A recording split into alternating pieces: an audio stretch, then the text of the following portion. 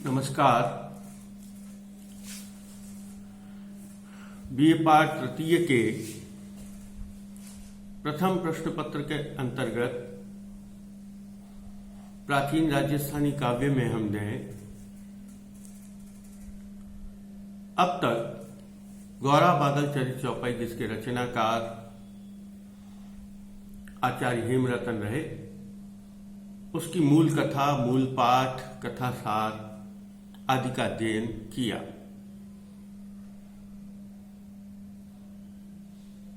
अब हम हमारी दूसरी पाठ्य पुस्तक निर्धारित ढोला मारूरा दूहा, उसके मूल पाठ की ओर आज प्रवेश कर रहे हैं। इससे पूर्व कल मैंने आपको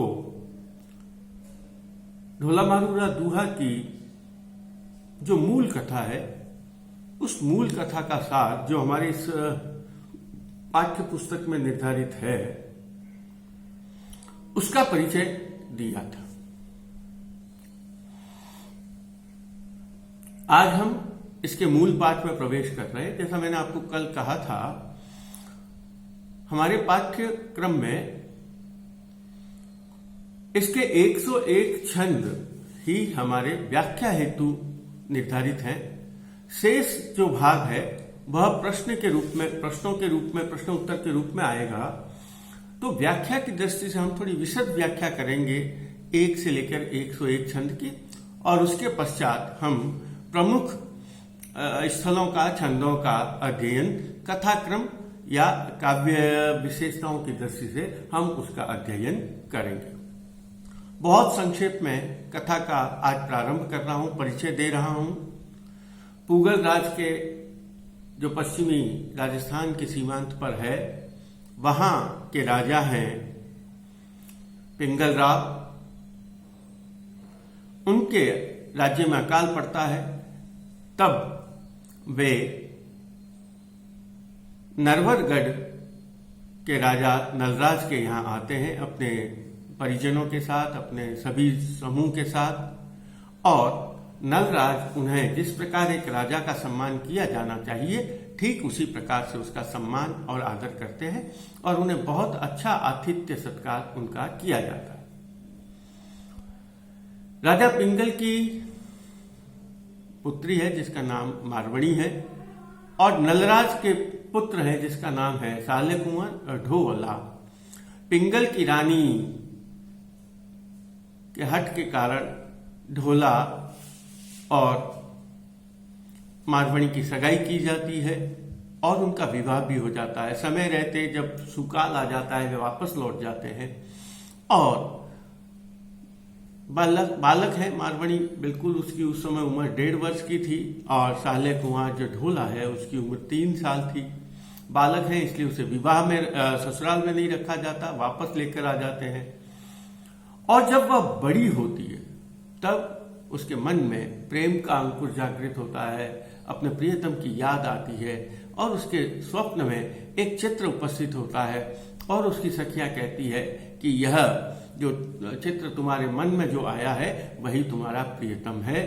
और जब उसकी सखियां यह कह देती है तो उसके मन में उस चित्र के प्रति या उस काल्पनिक व्यक्ति के प्रति उसके मन में प्रेम भाव जागृत होता है, और उससे स्नेह होता है, और प्यार जब पूरा नहीं होता तब उसमें विरह का भाव जागृत होता है, और यहाँ वह विरह की वेदना आई है।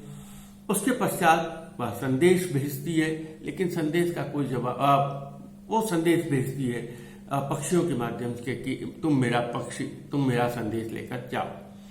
और घटना में होती है, एक सौदागर आता है जो वास्तविकता बताता है कि ढोला को आपके इस पुत्री के साथ विवाह होने की जानकारी नहीं, क्योंकि वह एक मालवणी, जो मालवा की राजकुमारी है, उसका भी विवाह ढोला से हुआ है, और वह सौतिया डाह के कारण मालवणी की जानकारी उसे नहीं देती, और यहां से जो भी संदेश भाग जाता उसे वो मरवा देती है। आखिर मांगनहार जाति के लोगों को पिंगल राव ढोला के यहां भेजता है। उसे व्यक्तिगत संदेश भी मारवणी देती है, वह जाकर उसे संदेश सुनाते हैं, और ढोला जब यह संदेश सुनता है तो उसके मन में भाव जागृत होते हैं। वो उसको मारवाड़ी को उसके पीहर से लाने के लिए तैयार होता है। मालवणी उसे बहुत रोकने का प्रयास करती है, रास्ते तक में उसको रोकने का प्रयास करती है। आखिर वो उसके अपने मारवाड़ी के घर पहुंच जाता, अपने ससुराल पहुंच जाता है और वहां से पुनः प्रस्थान करता है। रास्ते में उमर सुमरा मिलता है जो कि मारवाड़ी को प्राप्त करना चाहता है एक षड्यंत्र के माध्यम से, लेकिन वह षड्यंत्र का भंडार फोड़ देती है। उनकी एक डूमणी है जो गायिका है, वह मारवाड़ी को संदेश देती है कि तुम्हारे साथ धोखा होने वाला है, तुम यहां से जाओ। और मारवाड़ी अपने पति को जगाकर ऊंट पर बैठकर रवाना हो जाते हैं। रास्ते में एक घटना और होती है और वह घटना है मारवाड़ी जब रास्ते में सोए हुए होते हैं विश्राम के लिए, तब एक पीमड़ा सांप आकर उसे काट जाता है मारवाड़ी को, और ढोला बहुत विलाप करता है और वह भी उसके साथ जलने के लिए तैयार हो जाता है। तभी एक योगी और योगिनी आती है और वे लोग योगिनी उनका दोनों का दुख को देखकर योगी से कहती इसे जिंदा कर दीजिए, और वो जीवित कर देते हैं। यहाँ अब जब उमर सुमरा से छूटकर जब वापस अपने राज्य में पहुंचते हैं मालवणी, वहां उसका स्वागत किया जाता है। फिर थोड़े दिन आपस में मालवणी और उनमें संवाद होता है। वो मालवा की बुराई करती है, मालवणी मारवाड़ की बुराई करती है, और ढोला उन दोनों के बीच में सामंजस्य स्थापित करता है और बड़े स्नेह के साथ दोनों बाद में रहते हैं। ये कथा बहुत संक्षेप में मैंने आपको आज मूल कथा के प्रारंभ होने के संबंध में बताई। इसके अलावा इसमें और कई प्रसंग हैं जो जुड़ते हैं। मैंने आपको कहा व्याख्या की दृष्टि से मारवाड़ी की विरह वेदना और संदेश काव्य के रूप में इसका अधिक महत्व है। व्याख्या और प्रश्न ज्यादातर उसी में से पूछे जाते हैं, और जो इसका श्रृंगार वर्णन है, जो संयोग वर्णन है, जो वियोग वर्णन है, जो उसकी श्रृंगारिक सौंदर्य का वर्णन है, वो इस काव्य की आत्मा कही जा सकती है। और उसी आत्मा के बल पर यह अब इस काव्य की ये जो इतना प्रसिद्ध प्रेमाख्यान है, वो इस प्रेमाख्यान में है। यहाँ प्रेम में पवित्रता है, कहीं अश्लीलता का भाव नहीं, और इसी के कारण एक मर्यादित प्रेम जो है वो इन दोनों में होता है। और यही कारण है कि राजस्थान प्रदेश जो मर्यादा का निर्वाह करता रहा है, वो उसी कारण से ये प्रेमाख्यान राजस्थान के लोक में अपना स्थान बनाए हुए है। कथाओं के रूप में, गाथाओं के रूप में, गीतों के रूप में, काव्यों के रूप में यह एक लंबे समय से लगभग कहते हैं 1800-900 साल पहले भी यह रचना मिलती है। एक और नाम इसमें आता है कि कुशल लाभ ने इसकी रचना की, लेकिन प्रामाणिक पुस्तकों के आधार पर यह सिद्ध नहीं होता कि इसकी रचना कुशल लाभ ने की, क्योंकि वहां कुशल लाभ एक जगह संकेत करते हैं कि पुराने ये दोहे बहुत पुराने थे, मैंने तो इनको केवल संकलन मात्र किया है। हम उनकी रचनाकार की तरफ नहीं जाएंगे और हम केवल ये कहेंगे इस कथा की महत्ता इतनी बड़ी है कि जन जन का ये हृदय का हार बना हुआ है। ठीक है, अब हम इसके मूल पाठ का प्रारंभ कर रहे हैं। देखिए, पूगली पिंगली राव नल राजा नरवरे नयरे अधिठा दुरिठा ये सगाई दई संजोगे।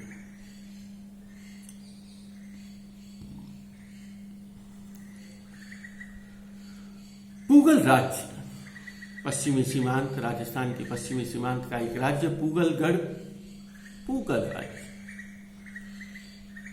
पूगल का एक राजा है, पूगलगढ़ का राजा है, और नाम है उसका पिंगल राव, पूगली पिंगल राव। और नल राजा नरवरे नयरे, ये देसी भाषा का प्रभाव, देशज शब्द है नयर। नल राजा, नरवर नयर, नयर नयर से नेर बनता, हमारे यहां शब्द है ना बीकानेर, सांगानेर, ये नेर शब्द बनता है नयर से, और नयर का बाद में बदलते बदलते नगर हो जाता है। तो यहां आया पूगल पिंगल राव नल राजा नरवरे नयरे अधिष्ठा दुरिष्ठा ये अधिष्ठा, दोनों ने कभी एक दूसरे को नहीं देखा, दोनों एक दूसरे से परिचित नहीं थे, दोनों एक दूसरे को नहीं जानते थे। अधिष्ठा दुरिष्ठा ये एक दूसरे से बिल्कुल अनजान थे, एक दूसरे को नहीं जानते थे, क्योंकि बहुत दूर रहते थे और उस समय जहां आवागमन का साधन बहुत कम था, लोग कहीं आ जा नहीं सकते थे, तो ऐसी स्थिति में वो लोग बहुत दूर रहते थे, एक दूसरे से अपरिचित रहते थे। तो इसी बात का यहाँ संकेत किया है। अधिष्ठा दुरिष्ठा ये एक दूसरे से बहुत दूर थे और अधिष्ठा भी थे। दिष्ठा दिष्ठ दृष्टि से बना है, देखने से होता है। दोनों ने एक दूसरे को देखा भी नहीं था, देखेंगे नहीं तो जानेंगे भी कैसे। तो अधिष्ठा दुरिष्ठा ये सगाई दई संयोग है, लेकिन संयोग से इनके बीच सगाई हो गई। यहाँ सगाई का अभिप्राय जो हम विवाह के साथ सगाई से नहीं है, यहाँ सगाई से अभिप्राय है संबंध हो जाना, एक दूसरे के संबंधी हो गए। केवल उसका संकेत मात्र, एक दूसरे के संबंधी हो गए, तो संबंधी। अधिष्ठा दुरिष्ठा ये सगाई दय्य संयोग से। अब यहां दय्य है ईश्वर की कृपा से, देवयोग से, संयोग से। मैंने आपको जो कहा संयोगवश इनके बीच में संबंध स्थापित हो गए, दोनों एक दूसरे के संबंधी बन गए। अधिष्ठा दुरिष्ठा ये सगाई दय्य का मतलब होता है देवानुग्रह से, देव कृपा से, देव की इच्छा से, भगवान की इच्छा से, साधारण शब्दों में कह सकते हैं ईश्वर की इच्छा से, भगवान की इच्छा से ये एक दूसरे के संबंधी बन गए। यहां केवल उसका संबंध किया है, विशेष समझने वाली बात कोई नहीं है। केवल नाम आपको याद रखने हैं और नाम दोनों से मिलते जुलते हैं और ये नाम बहुत महत्वपूर्ण है। प्रश्न भी पूछा जाता है, पिंगल राव कहाँ के राजा थे? पुगलगढ़ के। पुगलगढ़ के राजा का क्या नाम है? कि पिंगल राव। नल राजा कहाँ के राजा थे? नलराज कहाँ के राजा थे? कि नरवरगढ़ के। नरवरगढ़ के राजा और उसके राजकुमार के क्या नाम था? छोटे संक्षिप्त प्रश्न आते हैं ना, वो संक्षिप्त प्रश्न हमको याद रखना है कि नलराज, और नरराज है सब धीरे धीरे होता है, नलराज हो गया। नरराज जो नरेंद्र नरेश जो होता है ना, वो नलराज, नर का ल हो गया तो वो नरराज। हमें तो उसको नलराज ही लिखना है, हमें नरराज या नरेश या नरेंद्र नहीं करना है, हमें उसका नाम केवल नलराज ही रखना है।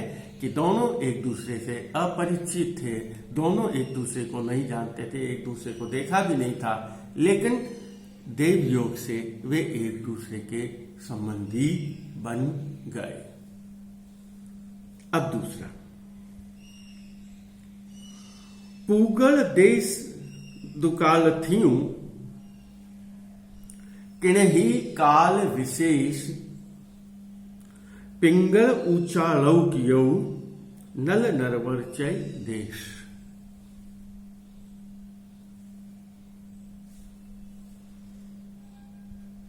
पूगल देश में पश्चिमी राजस्थान का आज भी हम देखते हैं, मरु प्रदेश ही में जहां मानसून के जुए का प्रदेश कहला जाता है। अकाल हर 2 से 3 साल अकाल पड़ता है,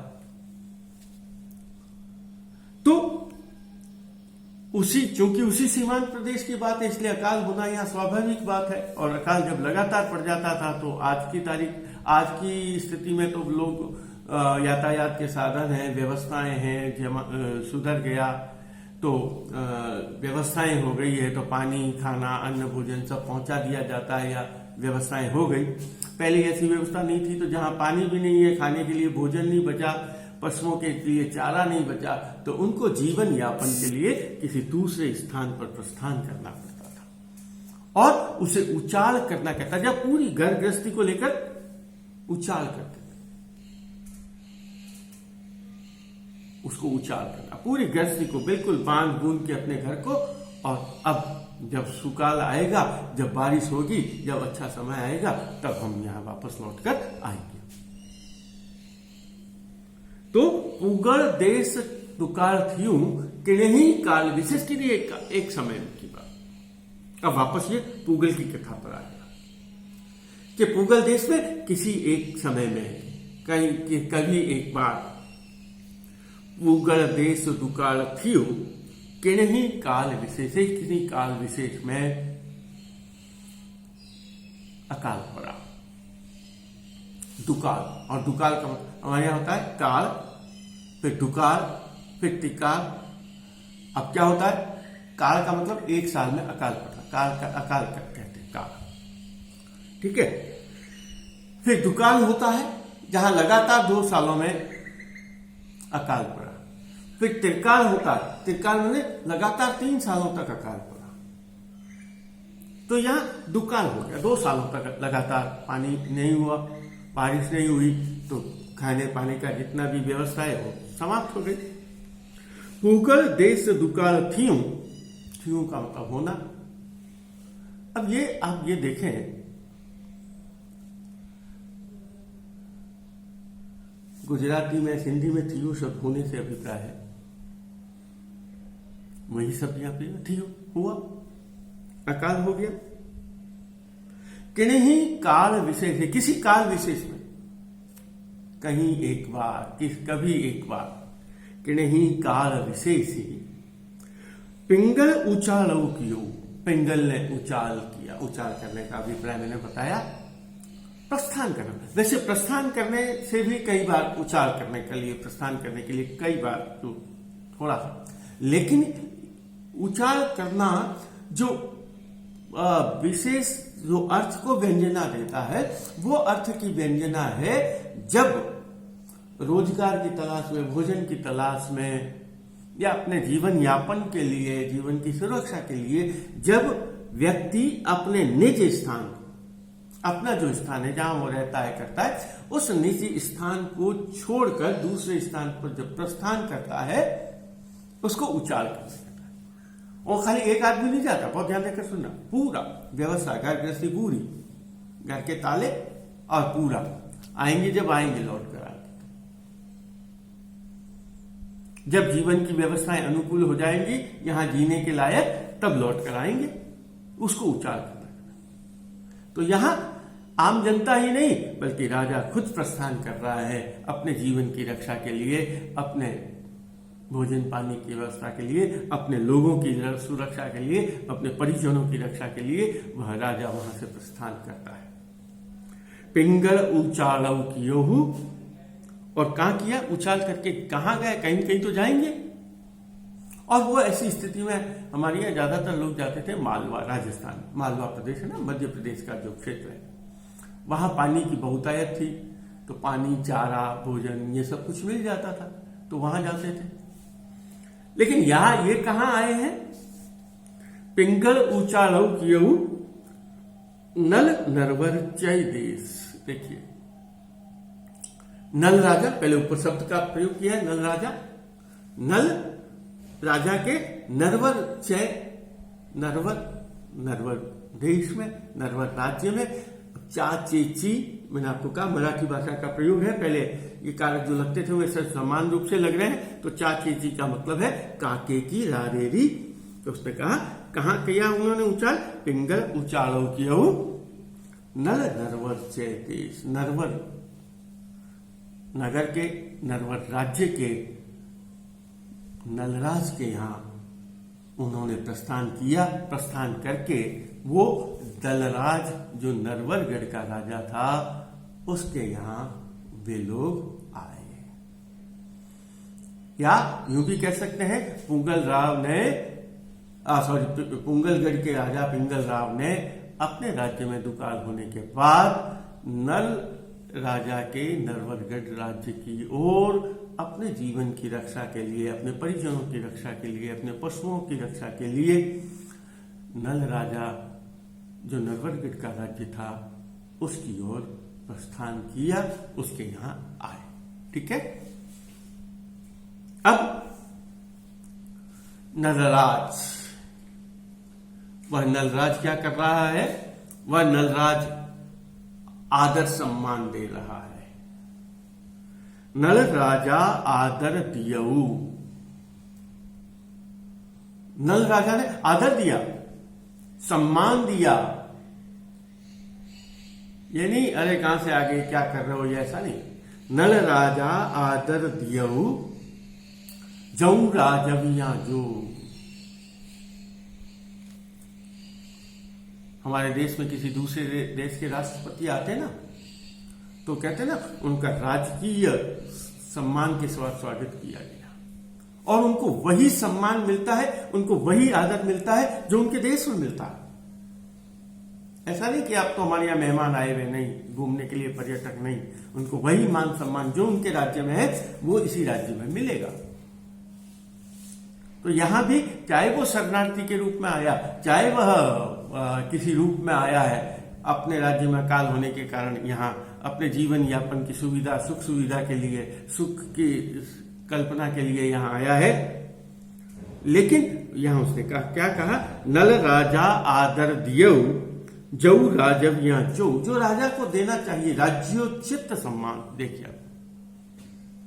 राज्योचित सम्मान होता है। राज्योचित सम्मान का मतलब है जो एक राजा के लिए जितना उचित सम्मान है वो संपूर्ण उचित सम्मान वो उसे देते हैं। नल राजा आदर दियऊ जऊ राजविया जो, और क्या दिया, राज्योचित सम्मान दिया। एक राजा के बराबर जो राजा के लिए उचित होता है वह सम्मान दिया। देशवास सभी रावड़ा, उन्होंने उनको देश दिया, रहने के लिए स्थान दिया, अपने राज्य में उनको रहने के लिए जगह दी, अपना देश दिया, अपना राज्य दिया, ठीक है आप यहां विराजिए। देशवास आज्ञा दी, आप हमारे राज्य में रह सकते हैं, देशवास दिया उनको, देश निकाला नहीं दिया, देशवास दिया। देश निकाला शब्द होता ना वो इसका विपरीत है, देशवास, देश निकाला, चले जाओ यहां से, निकल जाओ देश से, तो ये देशवास दिया उनको रहने के लिए। देशवास सभी रावड़ा, और बहुत अच्छी से महल, एक राजा के लिए जितनी रहने की उचित व्यवस्था होती है वो संपूर्ण उचित व्यवस्था। देशवास सभी रावड़ा, और रावड़ा रहने के लिए महल वगैरह जो रहने का स्थान होता है उसको रावड़ा कहा जाता है, जहां राजा लोग रहते थे। देशवास सभी रावड़ा ऐ घोड़ा ऐ लोग, ये लोग आपकी सेवा में रहेंगे। रावड़ा दिया उनको रहने के लिए, देश में रहने की अनुमति प्रदान करी, रहने का स्थान दिया, भवन दिया, गढ़ दिया, किला दिया, और कहा ऐ लोग, ऐ घोड़ा ऐ लोग, ये घोड़े हैं, ये सेवक हैं जो आपकी सेवा में रहेंगे। अर्थात पूर्ण रूप से जिस प्रकार एक राजा को राज्योचित सम्मान दिया जाना चाहिए, नलराज ने पूगलगढ़ के राजा पिंगल राव को, जो उनके राज्य में, अपने राज्य में अकाल पड़ जाने के कारण यहां आए थे, उनको राज्योचित सम्मान दिया। अब हमारा प्रश्न बनता है, हमारा प्रश्न आता है कि राजस्थानी संस्कृति का कैसा सुंदर चित्रण किया है इसमें। डोला मारूरा बहुत महत्वपूर्ण प्रश्न बनता है। डोला मारूरा गुहा में चित्रित राजस्थानी संस्कृति के तत्वों का विश्लेषण कीजिए। अब वो तत्वों का विश्लेषण ये है, यहाँ कौन सी संस्कृति है, आतिथ्य सत्कार की, अतिथि प्रेम की, अतिथि देवो भव की, जहां हमारे लिए मेहमान तो भगवान है। ये नहीं कि वो मुसीबत में आया है राजा तो उसकी मुसीबत का फायदा उठा ले और कहते हैं हाँ नहीं हमारे यहाँ रहने की जगह नहीं है, ठीक है रह जाइए थोड़ी देर से, नहीं, ये आतिथ्य सत्कार है। तो उसने क्या कहा, यही संस्कृति का ये तो ऐसे तो होता है कि अतिथि सत्कार, और अतिथि सत्कार कैसा कि जहां वह चाहे एक दूसरे, सबसे पहले अदित्था दुरित्था, ये चाहे एक दूसरे से परिचित नहीं, चाहे एक दूसरे को जाना नहीं, चाहे एक दूसरे से बहुत दूर थे, लेकिन जब वो अपने राज्य में आ गया तो उसे एक राजा को जितना सम्मान दिया जाना चाहिए उतना ही सम्मान वह उसे मिलता है। ये राजस्थानी संस्कृति का चित्र। ऐसे बिंदु बनेंगे हमारे। और जैसे ऊंचाल करने का, ये अकाल में अपने स्थान को छोड़ देना, जब किसी दूसरे राज्य में जाना है तो उस स्थान को छोड़ देना। अब यहां से कथा का, वह यहां तक तो पूर्वारंभ था, परिचय था, अब यहां से कथा प्रारंभ होती।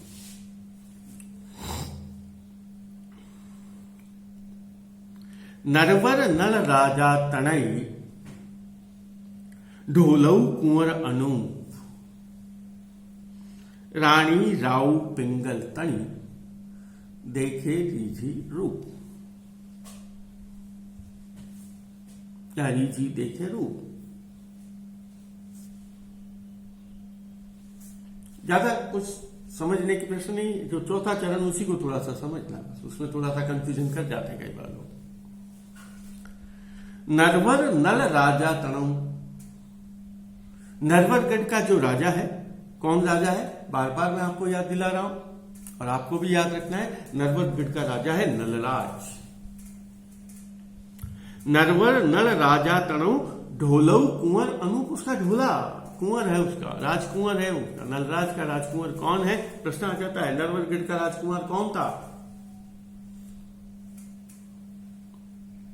उसे किस नाम से जानते हैं और उसका वास्तविक नाम क्या था, उसको हम जानते हैं ढोला के नाम से, और उसका वास्तविक नाम है साल्ले कुंवर।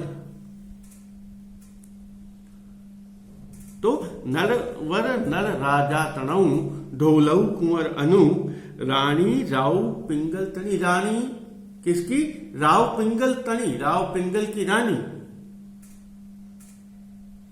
रानी राव पिंगल तनी, रानी किसकी रानी, राव पिंगल की, तनी का मतलब की, रावणी राव पिंगल तनी रीझी देखे रूप, वो उस राजकुमार के रूप को देखकर रीझ जाती है। बहुत ध्यान देकर सुनना।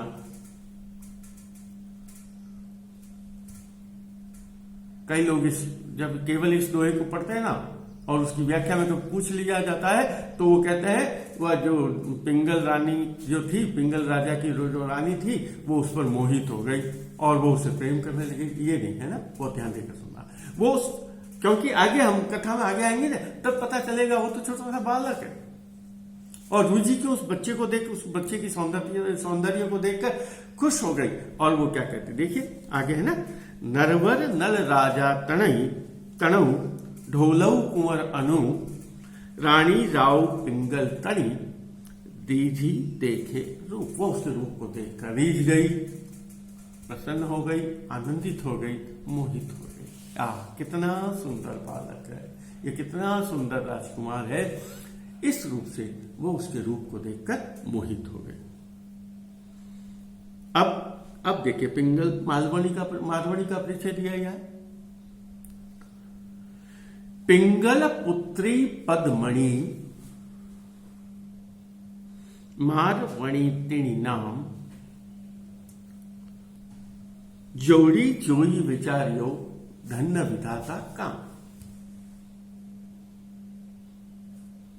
अब रानी के मन में क्या बात आती है जो कवि प्रकट करा अपनी बात से, जहां उसने कह दिया रानी राव पिंगल तनी रीझी देखे रूप, किसके रूप को देखकर रीझ गई थी, ढोलऊ कुंवर अमनूप के रूप को देखकर रीझ गई थी, मोहित हो गई थी। और अब यहां पिंगल पुत्री पद्मिनी, पिंगल राजा की पुत्री है, पद्मिनी के समान है। जब हमने गोरा बादल चरित्र चौपाई पढ़ी थी तब मैंने आपको कहा पद्मिनी नायिका के लक्षण है। नाम तो होता ही है लेकिन वो नायिका के लक्षण है, उन लक्षणों के आधार पर उस नायिका को पद्मिनी कहा जाता है। तो वही लक्षण जो रानी पद्मावती में थे वही लक्षण यहाँ भी मारवाड़ी में है, सबसे श्रेष्ठ नायिका। तो उसने कहा पिंगल पुत्री पद्मिनी मारवणी तिणी नाम, उनका नाम है, उसका नाम क्या बताया है, मारवणी। जोड़ी जोय विचारियो, जोड़ी को देखा, इन दोनों की जोड़ी को देखा। हाँ ये बच्ची वो राजकुमार, या पुत्री पद्मिनी वो कुंवर ढोला। जोड़ी जोई विचारियो धन्य विधाता काम। अगर ये जोड़ी जुड़ जाती है तो हम ईश्वर के प्रति बहुत आभारी रहेंगे, ईश्वर का आभार प्रकट करेंगे, ईश्वर के प्रति धन्यवाद ज्ञापित करेंगे। क्या धन्यवाद ज्ञापित करेंगे, यदि यह राजकुमार साले कुंवर और राजकुमारी पद्मिनी रूपा मारवणी के यदि जोड़ी बन जाती है, जोड़ी जोई, इनका यदि विवाह हो जाता है, इनका यदि सगाई हो जाती है, तो यह ईश्वर की बहुत बड़ी कृपा हो, ईश्वर का बहुत बड़ा आभारी रहेंगे, ईश्वर का प्रति हम धन्यवाद ज्ञापित करेंगे। तो उसने कहा जोड़ी जोई विचार्यो धन्य विधाता का। तो ईश्वर के प्रति हम यह विधाता भगवान का बहुत आभारी रहेंगे, भगवान के प्रति हम आभार ज्ञापित करेंगे यदि यह विवाह, यदि यह सगाई हो जाती है। उसने कहा सारी की जोड़ी जुड़ी आ नारी औ नाह, रानी राजा सु कहई कीजई औ विवाह। अब उसने कहा दोनों की समवय जोड़ी है, सारी की जोड़ी जुड़ी आ नारी और ना, यह तो नारी है। देखिए क्या आगे तो पता चलेगा, 1.5 साल की नारी और 3 साल का नर। सारी की जोड़ी जुड़ी बराबर, सारी की एक जैसी, सारी की जोड़ी जुड़ी आ नारी औ ना, रानी राजा सु कहई कीजई औ विवाह। और वह रानी जो है वो राजा से कह रही है, कौन सी रानी? पिंगल राजा की रानी, पिंगल राव की रानी अपने पति राजा से कह रही है, जिसने ये सोचा कि ये ढोला कुंवर इतना अनुपम सुंदर है और अपनी ये पुत्री जो पद्मिनी रूपा माधवनी है, यदि इन दोनों की जोड़ी जुड़ जाती है, यदि इनकी सगाई हो जाती है, यदि इनका विवाह हो जाता है, तो ये बहुत अच्छा होगा ईश्वर के प्रति। और इसी बात को वो लेकर कहती है कि इनकी जोड़ी बहुत सरीखी है, समवय है, सारी की जोड़ी जुड़ी। ये जो बालक और बालिका, नर और नारी है, इनकी जोड़ी बहुत अच्छी है। रानी राजा सु कही, और यह रानी राजा से कहती है कि जय औ विवाह, हमें यह विवाह कर देना चाहिए, अर्थात अब हमें इन दोनों का संबंध कर देना चाहिए। विवाह के रूप में, सगाई के रूप में इस राजकुमार और राजकुमारी का संबंध हो जाना चाहिए। आज इतना ही, धन्यवाद।